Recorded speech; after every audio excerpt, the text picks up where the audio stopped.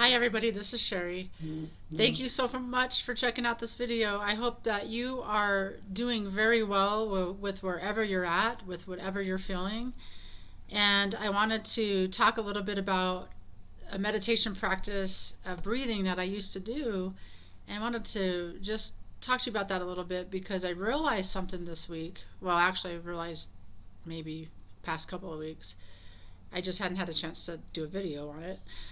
Well, so here it is. I remember when I would meditate that I would do this breathing where it would be breathing in the good and blowing out the bad, or breathing out the bad.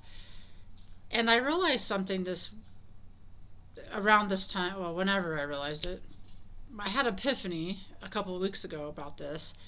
And what I realized was that what I'm saying is that I'm breathing in good feelings and blowing out bad feelings. However, I would challenge that a little bit because I don't believe that there are bad feelings.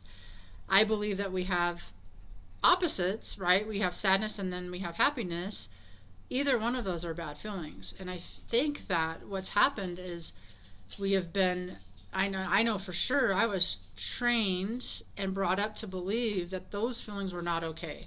That it was not okay to have to be sad, right? That I had to suck that up somehow. And so I just want to recommend that if you're doing a breathing exercise in meditation, which I highly encourage, is that you just breathe in love and breathe out love.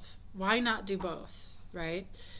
You can also breathe in joy and breathe out sadness. So instead of labeling it good or bad, just let it be there. Just love and honor what is.